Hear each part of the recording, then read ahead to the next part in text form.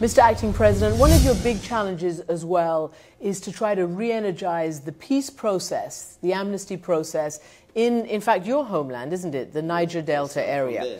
Exactly.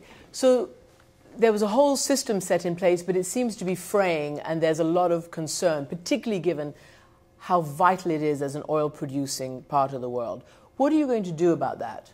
Well, the amnesty process is on course. What happened is that people don't really understand the total concept of the amnesty.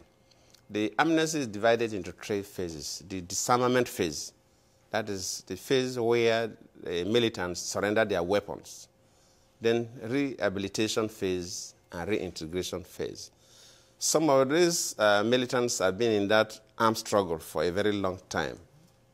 And when young people are involved in carrying weapons against the state for a very long time, there is the tendency for them to go into some forms of aberration in their behavior.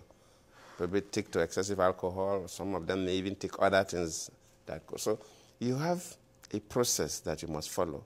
After the disarmament, the next is rehabilitation. You have to rehabilitate them. Then you have to properly integrate them into the society. So during the process of rehabilitation, you must reorientate their thinking and make them to learn some skills that will enable them earn a decent living through the proper reintegration process. But now we are trying to make the best. Up to this time, we have not gotten the kind of standard rehabilitation camps we were expecting. So, but now we want to treat them in batches. We have a special advisor on Niger Delta. Before, the Minister of Defense, who handled the disarmament, was also coordinating the rehabilitation. And that was giving us a lot of problems. But now we have removed the rehabilitation. The disarmament was a military exercise. So the Ministry of Defense has finished with that. So the case of rehabilitation and reintegration is now moved into the hands of the special advisor to the president on the Niger Delta. We have a good program. So for the first batch of trainees, about 1,600 or so, are going to move to their camps in the Cross River State by the 3rd week of April. So we have to do them in batches. The total number of militants that surrendered weapons are 20,191 or so, but at least a little more than 20,100 and something. Either. So it's a lot of youth, and it's not easy to manage such number of people. What about Jos, which we just saw an explosion of violence there between Muslim and Christian? What can you do about that? No. It's not a problem between Muslim and Christians. That is quite a wrong issue. I mean, the problem of Jos is they just occupy a plateau, quite a high land area in Nigeria. And that's an area where a number of people settle outside the indigenous population. In fact, even when Lagos was the federal capital territory, most Europeans who came to Nigeria then prefer to stay in Jos. Because of the elevation, the temperature is very low. It's like a sub-temperate climate, where the temperature sometimes could drop up to -2. No part of Nigeria that experienced that. No, Nigeria is a typical tropical country. But because of that climate and the mining of tin and others started within that area. So there's a lot of settlers from the southeastern part of Nigeria, from the southwestern part of Nigeria, and from the extreme north. So most of these settlers now play big in the economy, a local economy.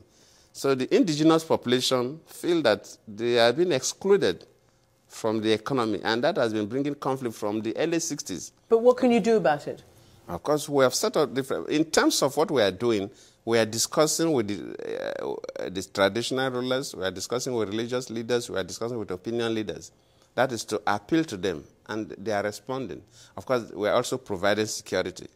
Because first of all, you must provide adequate security to make sure that people don't carry weapons and intimidate or kill others. So that is being done.